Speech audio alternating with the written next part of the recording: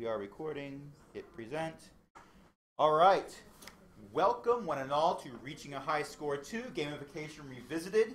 This is a modified, heavily modified presentation that I actually gave here 2 years ago. And it was very well received. I gave it again in other locations. It was well received. But I've learned things since then. And I've made huge, horrible mistakes since then. Not as horrible as the example mistake that Chris Kraft showed us, Dr. Chris Kraft showed us this morning. But ones that I think were pretty bad, and I learned from them, and I'm going to share that information with you. So this is a two-part presentation. The first part is the abbreviated what I've given before, for those of you who did not get to see my previous presentations. And if not, why didn't you? No, I'm joking. And the second part is, which I'll just flow right into, well, here's what I learned since then. So to start off, my name is Aaron Smith. My website is aaronbsmith.com. Academicaesthetic.com is where I put like longer form stuff. aaronbsmith.com is where if you click on that, you'll see everything I do. And as I was saying before we got started, links to all my presentations are on my Tumblr page. Something's been posted since I put the link to the presentations there, so you have to scroll down past some cool space stuff. But then you'll see the link to these presentations. You also have links to my YouTube account, my Twitter account, and my Google Plus account, because I actually use Google Plus, and it's kind of freaky. Like there's tumbleweed flowing every time I log in, but I'm there. And random people keep adding me to their circles who I have no idea who they are. But oh well. Okay, so by the way, if you use Twitter, and if you don't use Twitter, I recommend you get a Twitter account, even if you only use it for conferences. It is worthwhile, because this conference is a back channel. If you're on Twitter and use the hashtag PUWT13, you will see everyone who's talking about this conference, which is kind of cool. Also, there's another hashtag, PGTech, which is used right now mostly hello, we've just started, you haven't missed anything important. Okay. That would also be true if you walk in half an hour from now, but let's not talk about me and my insecurities. Okay, so,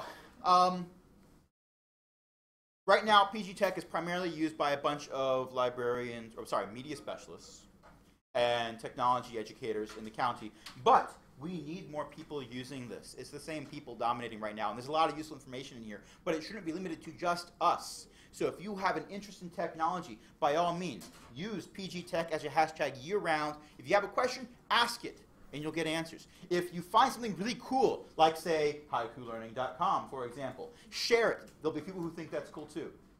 It's a great way to extend this one-day conference to year-long, and you don't even have to make a drive to do it, which is kind of nice. Also, you might see some familiar faces up there. Yes, I'm talking about Selena Ward at the top. She's incredibly awesome. She's this year's MSET president-elect, which is awesome. There might be someone else on there, but the guy at the bottom you've probably never seen before. Don't worry about him. Okay. Okay, so the problem. Now, I encountered this when I became a tech teacher. I encountered this when I became an art teacher. I was an art teacher for years before I became a tech teacher. But I encountered it more when I became a tech teacher. It was really surprising that I have students where they'd always be excited to be in my room. The first thing a parent would say during a conference was, well, little Billy loves your class. Well, he's getting straight zeros, but he loves my class. Why? Because they're distracted. Why are they distracted? Because we constantly tell them, turn that off, put that away, don't use that. You can't use that technology. Why, when you go out in the real world, what's going to be expected of you? You'll have to be using technology in the real world. But we're not teaching them that. We're teaching them only pay attention to this. And then when they come to my room, the only room in the building where they're allowed to use it, they're going to go everywhere because they've been held back for the rest of the day. So they were failing because of this. I had to find a solution. Well, I'm a nerd. I'm a nerd. I'm a geek. I play video games. That's my hobby. It's what my wife and I do together for fun. I married a gamer girl, and it's awesome. Yeah. Actually, more fights, but we're fighting a common enemy, which is good. Well, that's something else about games. In games, there's a thing called a boss battle, where you're fighting a really powerful enemy, and you have to work together to do that. In classrooms, we often refer to ourselves as the boss. You don't want to be the boss in the gamified environment. You are the enemy, and they will try to take you down. You are the guide on the side, not the sage on the stage in a gamified environment, and that's incredibly important. I stole that phrase from somewhere years ago, and I'm just going to keep using it until it's old, and I'm going to keep using it after that. So basically, video games, the really cool thing about video games is these gaming companies stay in business for years. Some of them decades, making really cool stuff. They have to make really cool stuff. They have to make engaging stuff, because if you're not engaged, you're not going to go out and buy that subscription to that online RPG. You're not going to go out and buy the sequel to that console game because it's not interesting to you. You're not going to buy the digital download content to expand the one game that you did buy because it's not engaging to you. They have to make sure it's engaging. In school, we don't usually have that problem. We just say, if you don't do this, you get a 0, then your parents will be mad at you. That's not engagement. That's forcing them. They're not going to be engaged. They're not going to care about it. We need to do something to make them care about it. As luck would have it, there's a way to do that. We take the strategies that are done in video games to make them engaging, and we apply them to our curriculum. We do not throw out our curriculum. We're not replacing our curriculum with a video game. If you replace your curriculum, if you feel you have to, then your curriculum was pretty bad. I'm not going to comment on individual people's curriculums. Now, I do have to stress that gamification is not just, oh, here's a video game. Because let's face it, most educational video games are horrible.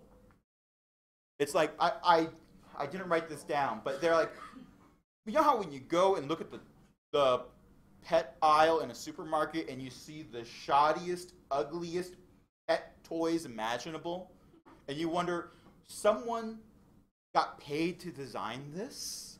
The people who can't hack making children's toys make pet toys. The people who can't hack making a video game for the masses make educational games, because schools will buy them anyway. Yeah. There's very few exceptions. 24, I think, is a great game.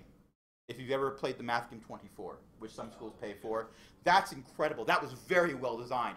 It wasn't a computer game first. It wasn't sold in schools first. It just so happened to be educational, and now it's spread.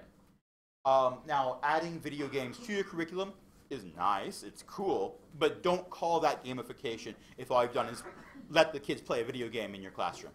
You can let the kids play Minecraft in your classroom. You have not gamified your classroom by doing that.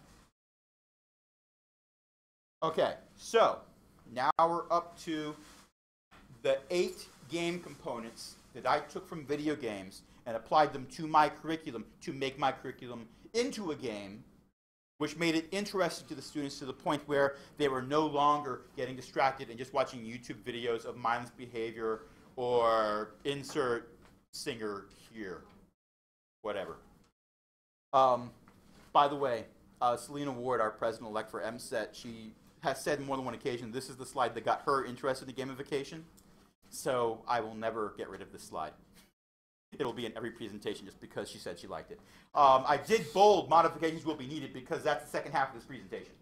It's all about what I needed to do to modify my lesson. You're not going to get it right the first time. Matter of fact, I recommend starting off small. When I first gamified my curriculum, I started with 1 class, 4th quarter. And I tried it, and I saw what worked, and I kept that. I saw what didn't work, I scrapped that. And I keep looking at my curriculum, and I keep making changes. I had something new that happened this week where I have to make a change. I'm going to be taking care of that tomorrow. Because for some reason I had something else to plan instead of taking care of that. Like maybe 4 sessions today. Speaking of which, if you like what you see here today, I'm in sessions 3 and 4 in the same room, so come and see me again. All right, so first of all, Extra Lives. That's my World of Warcraft character. I don't subscribe anymore. Things like time and money kept me from subscribing, but that's my World of Warcraft character crying over my wife's World of Warcraft character. She didn't quite survive the encounter. Wow. And we were both playing gnomes, and gnomes were a lot of fun, but never mind about that. Now, she didn't have to stop playing the game after that. She came back to life, and we continued to play. You don't tell people, I almost beat Super Mario Brothers. I almost won that game. No, you're not proud about almost. What's that saying? Second place is first loser? Have you heard that? We get proud when we win. Exactly. That's the attitude. That's the attitude that we as teachers have been doing for years. Here's this test. You pass it or you don't. Oh, you didn't get an A. Well, you don't get another chance. That was the test. You should have studied. You're done. That's not how real life goes. If that's how real life goes, there are some teachers who wouldn't be teachers because they didn't pass the praxis on the first try. We let them take it again. And personally, I don't think the praxis is a very good assessment for how good a teacher you're going to be. But that's the case. My own personal experience, I wouldn't have driven here today if I only got one shot to take my driver's test. I ran past a stop sign. It was, let's change the subject. Okay, so let your students try it again. First thing I tell my students when I go over my curriculum, the first day in my room, I tell them, I'm either giving you actually I don't say I'm giving them, because I don't give them grades, they earn them. You're either earning an A or a 0. When you hand in that first project, it's either going to hit everything I asked for on the rubric and it's going to get an A, or it's going to miss something on the rubric and it'll be a 0. And their eyes get really big, like, oh my gosh. My trigonometry class is easier than this. But then I say, if you don't get an A, I will tell you what you missed and give you a chance to add that back in. And then resubmit that project, and you may earn your A. Mastery over getting it right the first time. Which do you think is more important? Because I know which one I think is more important. Now, I'm not the only one. If you look over here, and I'm recording my screen, not the camera, so those of you watching at home, watching this recording, I'm sorry you missed out. You should have been here. Look over on the board over there. Optional. If you got 60% or less on Unit 2 exam, redemption assignment due next class. The teacher for this room, who I have no idea who they are, is giving their kids a second chance. That's gamification. They get an extra life. They get a chance to bring their grade up. That's worthwhile. Mastery is what's important, and sometimes it takes people longer than others. It took me a very long time to learn how to drive to school. I still have to sometimes pull out my GPS. I may have ended up in New Jersey once. That was a bad time. Okay, choose your own adventure. Now, I don't like to just read off slides, but this I need to read because I really love this particular quest from Warcraft. Okay, right then, I'll hop in the, let me read off this screen instead of the board. Right then, I'll hop in the seaplane behind me and I'll fly you to the Highlands. We're to report to a feller named Lieutenant Fox. I promised the king we'd get there lickety-fast, so I took the liberty of ditching any excess weight, like seatbelts, parachutes, maps, stabilizers, landing gear. I never actually land these things anyways. Now, you notice 2 buttons at the bottom, one says accept, one says decline. In real life, if you were talking to a pilot who was acting this way, you could not hit decline fast enough. In a video game, wow, I want to see what happens, except give your kids choices. The way my projects are set up, every project they submit is a choice they made. Every single one of them. There are more projects on my class website than my students need to get an A for the course. I put them all up there before the course even starts, on purpose. There are some projects where the kid looks at it and says, this is dumb, Mr. Smith, and I tell him, well, don't do that then. I don't have to do it? No. You've earned enough points to get to level 2. I'll talk about levels in a bit. You've earned enough points to do level 2. Skip that project, do a level 2 project instead. Oh. They're so unused to being told they don't have to do something, that this is what we're working on, so make sure you do this. Give them a choice. Anytime you give them any choice, even if it's a superficial choice, even if it's totally superficial and it doesn't matter which one they pick, it can be red or blue. Well, they pick one color, suddenly they're empowered because it's their color that they picked. That's kind of important. Next up, levels. All of my projects are divided into levels. The really, really easy ones, the introductory ones, are level 1. And then level 2 is a little bit harder, level 3 is a little bit harder. Sometimes, if a project is really, really well, not really easy, but really, really cool, I'll move it up a level anyway, even though it maybe is the right skill level for a lower level, because it'll be an incentive for a student. Mr. Smith, I really want to do that music video assignment. Okay, well, you got to get to level 3. Okay, what process can I do to get to level 3? Suddenly the projects that maybe they wouldn't be interested in otherwise are now their incentive to get to a higher level to do the one they care about, which works out great. Now, what also works out great is my level 1 projects are all introductory stuff. Lessons that teach things like, here's how to copy paste. Here's how to format an Excel document. Here's how to upload a file to Edmodo. Simple stuff.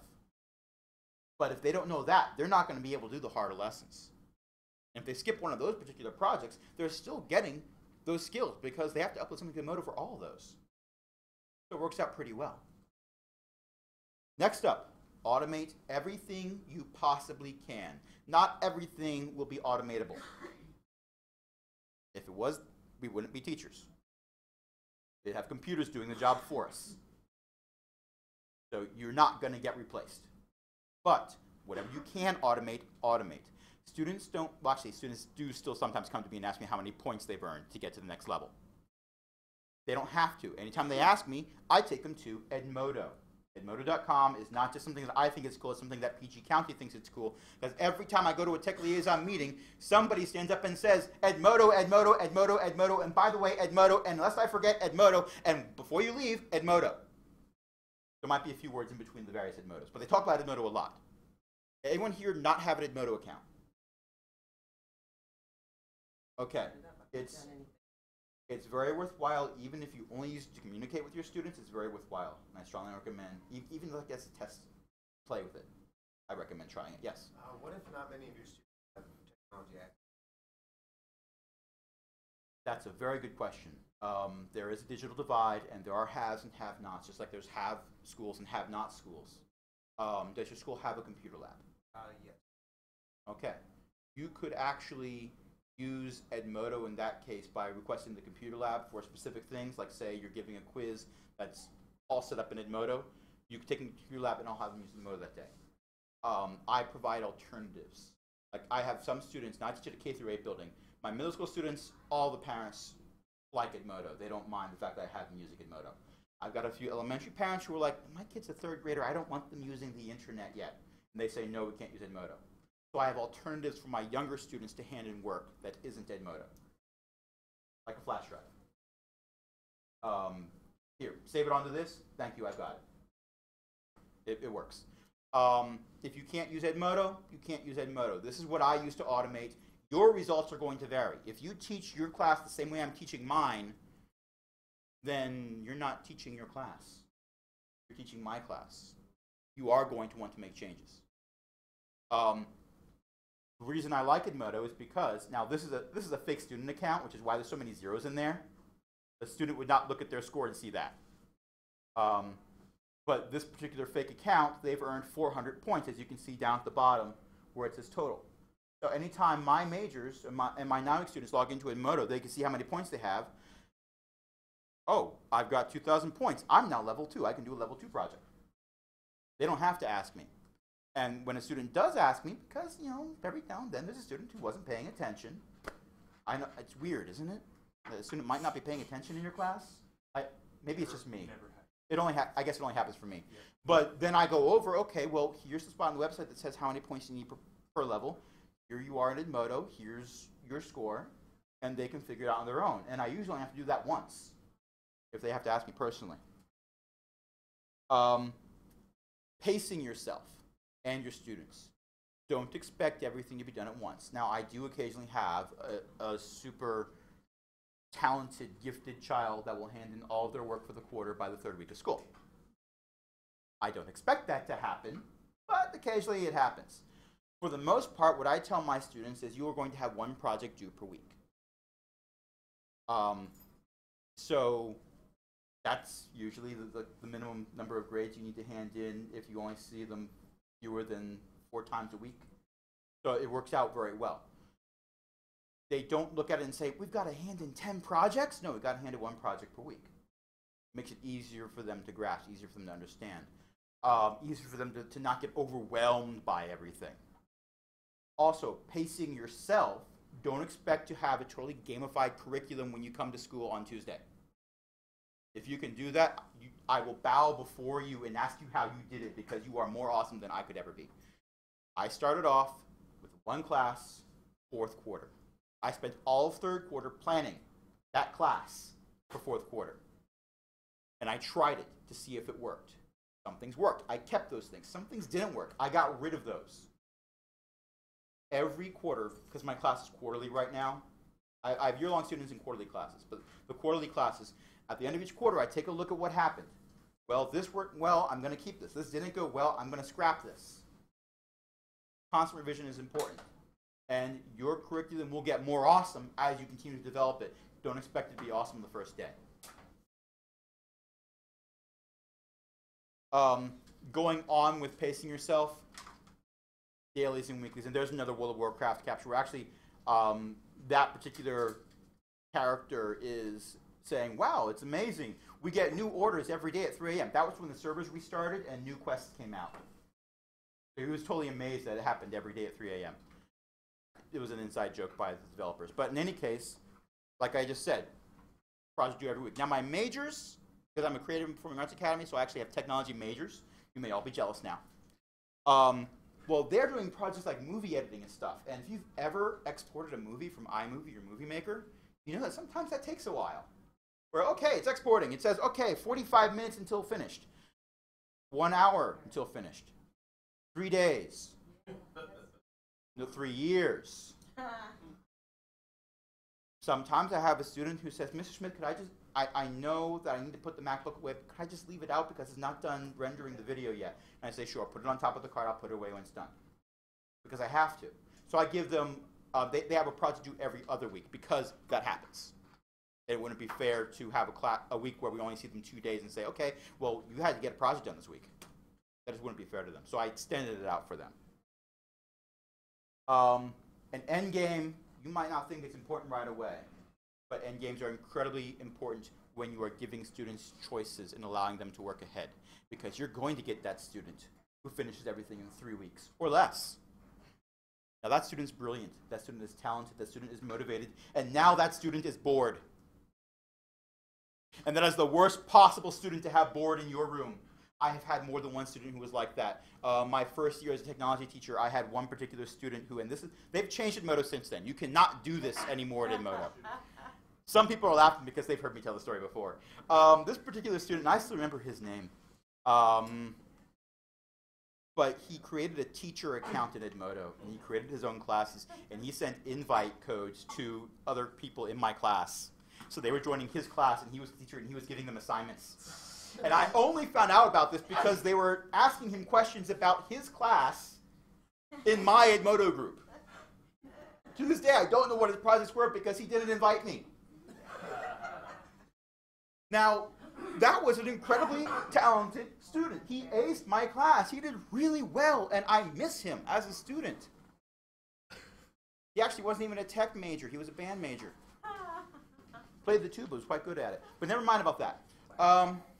If I remember correctly, he played the tuba. But in any case, a good gamified lesson is going to have something for them to do after they've done all the official work that you've given them. It might be a teacher assistant role, because obviously they know how to do the stuff. They completed everything and got an A on everything. It might be, well, here's this wiki page that I've set up using wiki spaces or whatnot, but it's totally unorganized. I need a bunch of Flash games that are reviewed. Put that on here. Or find me a bunch of education stuff, put on here. Find stuff for them to do. It might be as simple as, well, they completed all the work that they needed to get done to get an A, but just keep adding more project onto the end, and they keep picking other things off of the list until they've completed everything you possibly have assigned. I wouldn't recommend that because they'll end up finishing everything and still be bored. But find something for them to do so that they won't be. This is incredibly important. Now, if you are in a situation where you do not happen to teach in a computer lab, which is a shame, and you have my sympathy. But you know what? If you don't have access to a computer lab, that's okay. This strategy guide, because a lot of games out there have strategy guides, Google any game and say strategy guide, and you're going to find stuff. Your strategy guide should be all the projects you want the students to do. It should include their rubrics for those projects. If you look over here at this picture up here, the very top of it is the rubric. What I'm looking for in that particular assignment. And that's how I grade it. I have that page open when I'm grading their work. And if they miss something, oh, well, this is what you need to fix. It should have detailed instructions. For higher levels, I stop putting in all the details. For higher level projects, I leave fewer details. I just have a rough outline of what I'm looking for because I want them to be as creative as they can be. They've already shown me they can do the basics of following step by step. Now I want them to explore things. But for the lower levels in particular, I'll give step-by-step instructions, often video tutorials, often examples. They can get all of that. Now, if you're in a situation where you don't have computers for every student, select a bulletin board in your room. Staple a bunch of folders to it. Have a packet for each project. Have them sorted up in rows by level. The student goes over, they pick a packet, they go back to their seat, and they start working on that. And if they decide, you know what, I don't like this packet, I don't like this lesson, they go back and pick a different one that's the same level. You don't need a computer to gamify your classroom. I think it helps. I think it's wonderful for automating things. I think it's wonderful for allowing my students to do work at home. But it's not needed. It just helps. Regular patches. I keep saying this, and I'm going to keep saying it. You will make mistakes because I've made a ton of them. Ask people for help. If you're really stuck, there's a bunch of people out there who do really cool things. Let us help you. But don't think, oh, okay, I tried this once and it didn't work, we're done. Look at it and decide what part didn't work. How would that need to be changed? Keep changing it. Yes? Is there an FAQ? I'm actually strongly against Reddit because I see a lot of copyright infringement on there, so I haven't been to Reddit recently, even though they're asking me anything. As for FAQs, the gamification community is actually pretty small. When I first started this, I tried to find information out there because I didn't want to reinvent the wheel. I found a bunch of articles on one college professor who had gamified his classroom. They all linked to the same article that didn't say anything about how he'd done it. I then went and found two other people who I actually met through the World of Warcraft community, because at the time I was playing World of Warcraft, who they were using World of Warcraft to teach language arts as an after-school program. And I started asking them for information. Some of what I do with this is based off of what they told me about what they were doing with their World of Warcraft class. Because not only was it, oh, we're using World of Warcraft to teach language arts, we're reading The Hobbit while we're playing World of Warcraft. And okay, well, if Bilbo Baggins was a World of Warcraft character, what class would he be? What level would he be? Support your answer. You've been playing this character for 10 levels. Write a story about their average day. Stuff like that, which is really cool. But the way I do my lessons, if we look up here, like up here, it's really small, but XP, 600%. Every one of my projects is worth 600 points. You get 600 points per A. Quizzes are 300 points. Warm-ups and homework assignments are 100 points. That's set across the board, which is unusual if you ever go and play an online role-playing game, where what they'll do is, as you go higher in levels, those lower-level quests aren't worth as much. And that's a lot more math. The people who were helping me out decided to simplify things and say, okay, well, we're just going to have it be across the board. All the projects are worth this amount no matter what level you are. Now, Selena Ward, who gamified her lessons before she became, before she came to this school where she doesn't teach the classes, she's slightly higher up than that. Arts coordinator, thank you. I forgot her title, and I'm sorry. Selena, if you're listening to this, I'm sorry. But when she gamified her classes, she decided to do something where once they got to a higher level, the lower level quests and projects were off limits. You couldn't do them anymore. That's how she decided to alter it. That works too. So basically, if you're looking for online guides for how to do this, what I would actually do, the best thing to do, since I'm assuming you're a teacher in PG County, the Twitter hashtag PG Tech, which I put on the very, well, not the very first slide, but early on. This one here, PG Tech. A bunch of us who are into gamification use that hashtag. We post other things there too. If you have a question, go there and ask about it. If you find something really cool or you want to share something really awesome that your class did, share it there. We're trying to build this community of PG County teachers on Twitter. And it's there, and it's cool, but it could be bigger. There's room for you. All right, so where was I? Okay, so this is the legal stuff for the images that I used in the previous slides. Now we're on to the new stuff. What I learned, which is good because if I'm looking at this here, this session is supposed to end in 15 minutes. So, wow. Sometimes I plan the timing horribly. Sometimes it works out okay. Don't ask me which one it is yet. I don't know. Okay, first of all, your project list, you should have more higher level projects than lower level projects. Narrow it down. You might come up with 15 billion awesome projects that would probably be level 1. Don't put them all on level 1. Pick the ones with the coolest possible results and move them up a level. When your students first start out, you really need to narrow their focus. Give them some choice. There are more level 1 projects on my website than what's needed to get to level 2. But my 9-week students, there's one project that they can choose not to do. Otherwise, they won't get enough points to get to level 2. I've narrowed that for them. They still have a feeling that they have a sense of choice, but it's not, well, I'm just going to pick the easiest one every time and then leave a whole bunch undone. When they get to the higher levels, give them more choices because they've already covered the basics of your curriculum. Now let them reach out and grab the things that are interesting to them that you feel should be worth a grade.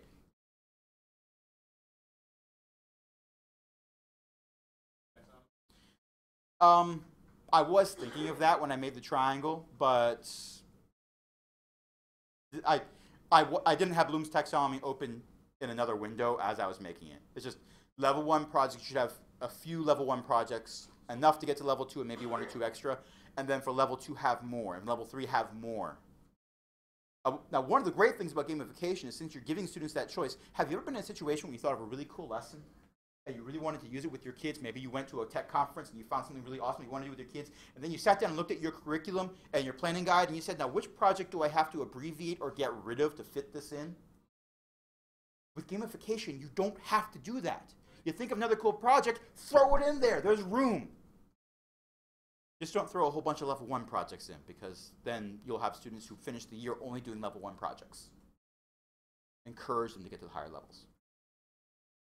You will need to make changes. Not always at the end of your class, sometimes during the class.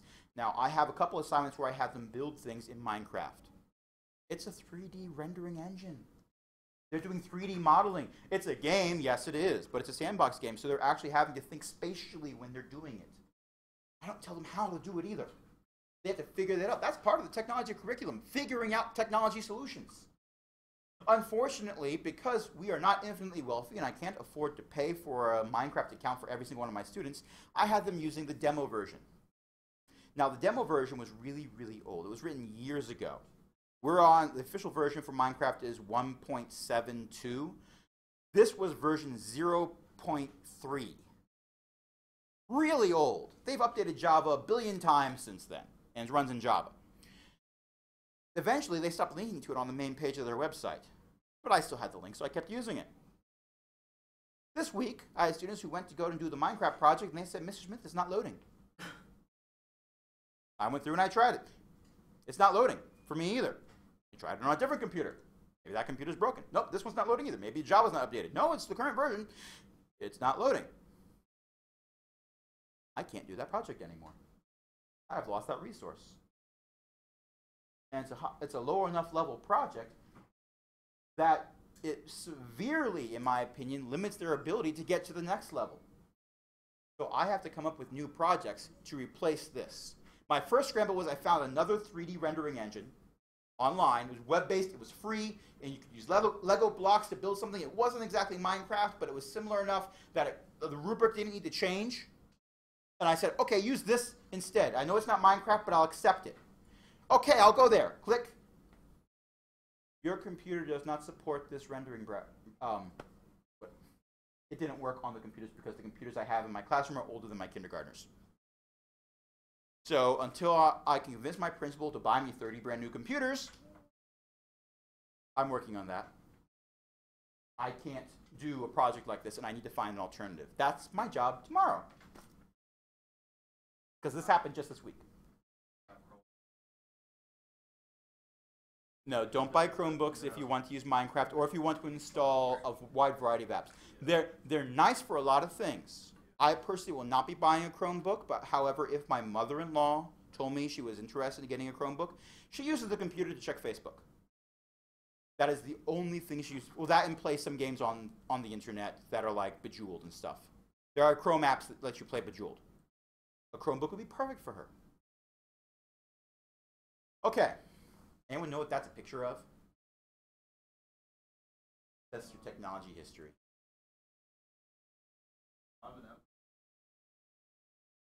Well, it wasn't done by the Ottomans, but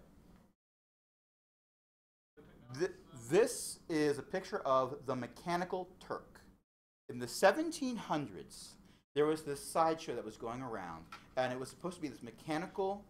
The Turk itself was an automaton. It wasn't actually a person. It was a mannequin that moved around. And the idea was, here, we've created this incredible automaton that will play chess against you. It's so smart, it'll play chess. And people played chess against it, and sometimes it won, sometimes it lost, but it was really, really awesome. But the whole time, it was a facade, and there was a guy inside that was playing chess against you who's moving levers to make the mechanical Turk to move things around. Yes. It was revealed as a hoax, I think, in the early 1800s, but it still was kind of popular because it looked cool. They had to put a person in there because they could not design a machine to play chess against you at that time. The technology wasn't there. The technology is not here now to replace us as teachers. Even if you go through and you make a whole bunch of video tutorials, you can't just say, well, I made a whole bunch of tutorials and I put them on a website, and now my students can just do that. I can sit at home and just drink coffee all day and not have to worry about anything. You are going to run into problems. You're going to run into students who watch the tutorial and are still confused. You're going to run into a situation like I did where a resource that you expected to be available is no longer available and you've got to change things. Don't at any point think that you are replacing yourself and obsoleting yourself by doing things, because if you can be obsoleted by technology, then you weren't teaching to begin with.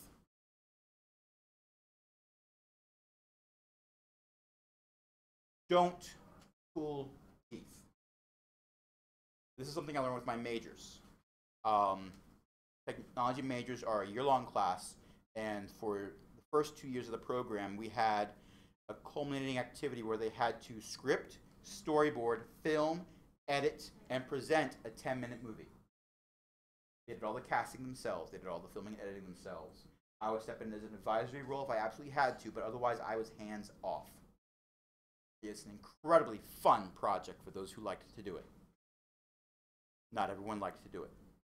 And I found myself forcing some students to really work on that, to make that one project be mandatory.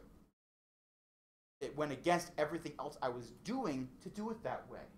The only reason I was doing it that way is because when we had a media production major, which we unfortunately had to get rid of because of budget cuts, it's a shame. But when we got rid of that major, they had been doing the film festival, and I took on that role. And I needed movies for a film festival, so I had everyone do this. I don't do that anymore. Now what I do for my majors, I'm just going to go to my website to show you. So, majors. FloydTech.info for those who want to follow along in the home game. Okay, so I have 3 tracks. The first track is the movie track. And it's 4 projects, each one's due each quarter. So, first quarter, they had to hand in the script and storyboard for their movie. And that was a project grade. Second quarter, they got to hand in their soundtrack, which is 3 songs. We tend to use GarageBand. Some students choose to use other things to record their songs. Awesome if they do, but GarageBand is sufficient. Third quarter, they actually hand in their 10-minute movie. And the fourth quarter is the easy quarter. They take their 10-minute movie and cut it down into a trailer.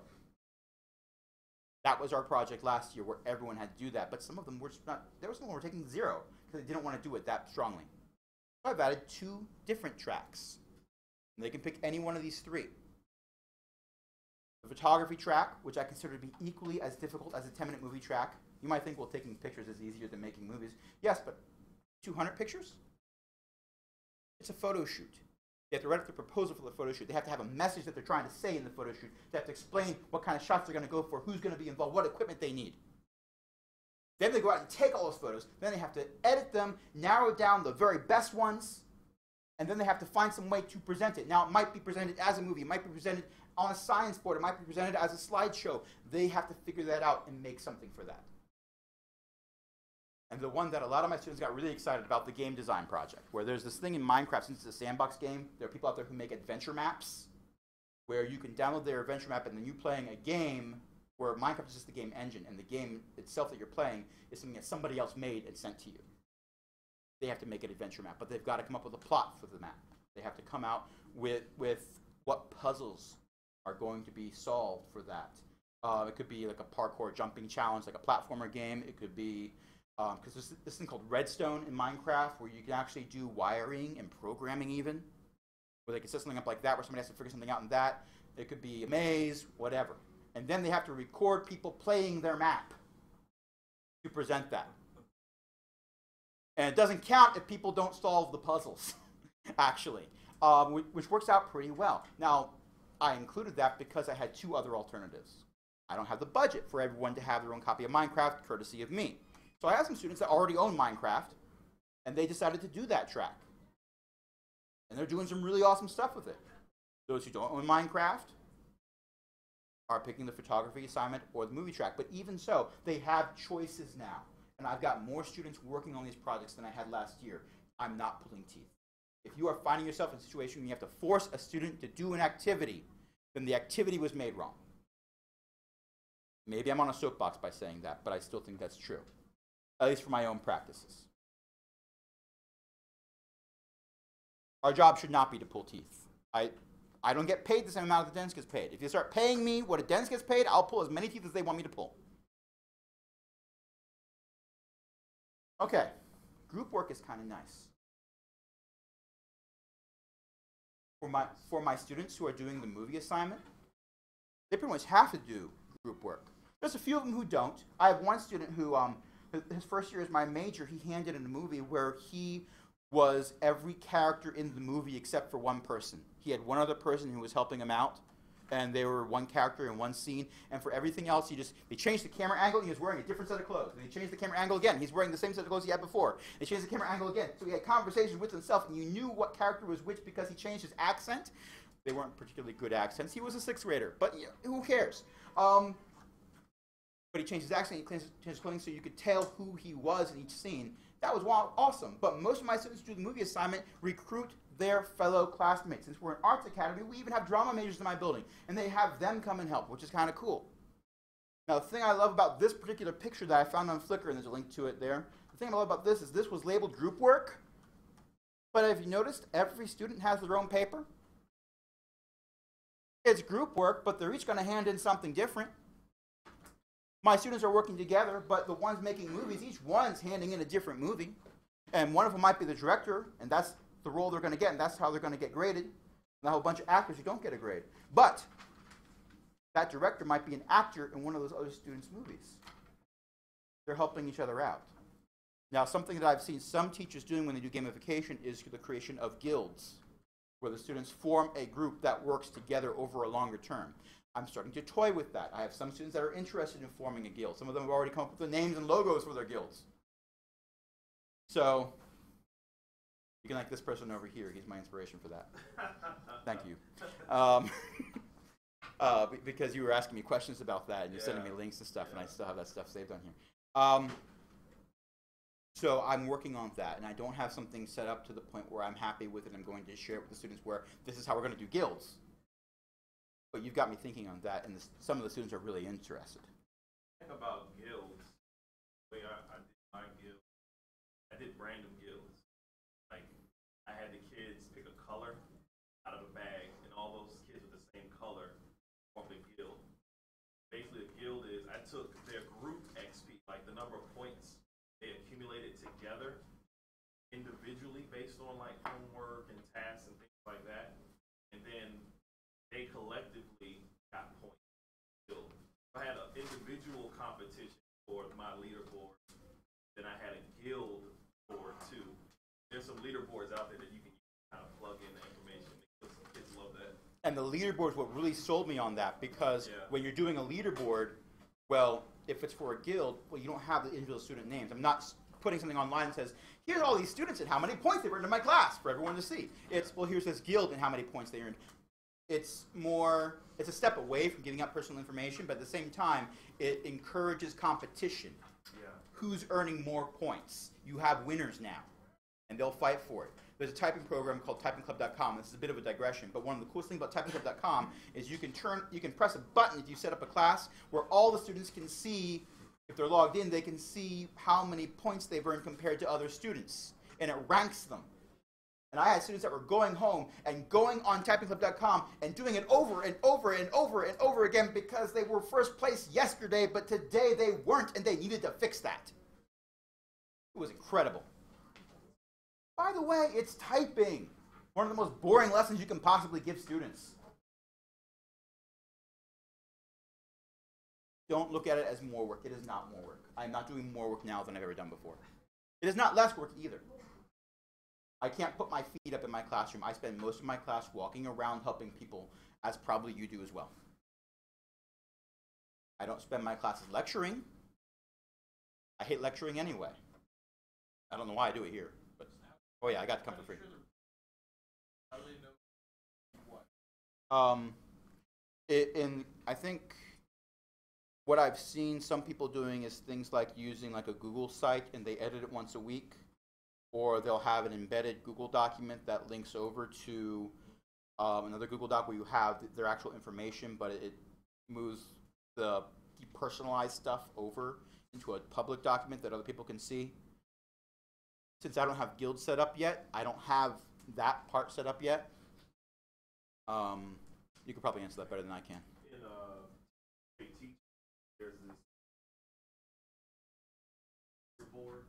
Basically, this guy designed this spreadsheet.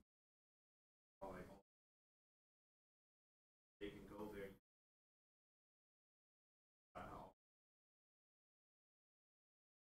Actually, has like 3 parts. As the leaderboard for like if you want to put it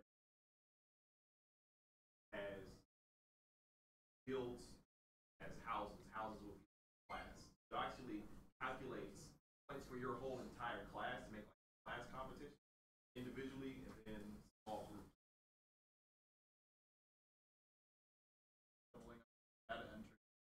Yeah, you are. But you know what? SchoolMax is not my primary place to put data. My primary place to put data is actually in a Google spreadsheet, and that's where I keep everything, and that's where I organize everything. And then once a week, I copy the new scores from my spreadsheet over into SchoolMax. Because I can put more data into the Google spreadsheet than SchoolMax will let me put it. Okay, so we went a little bit over time, but thank you so much for resting your feet until lunch started. That is my session evaluation information up there. If you happen to have a QR code scanner, that should take you to it. If you're going to use the paper evaluations, which are over here, which goes against everything about technology you can possibly imagine, and why would you even do that? But that's okay. I won't cry. I'll just be very disappointed. But in any case, if you're using the paper evaluation, please keep in mind the scale is backwards. 1 means you strongly agree. 5 means you strongly disagree. Most people are doing that, but I got some people who are circling all 5s and saying I was excellent. They think you're giving you a high score. Yeah, they tell me that I was horrible at everything I could possibly be horrible at, but I was excellent at it. I said last year that this code is backwards. It's been that way for years, actually. Changed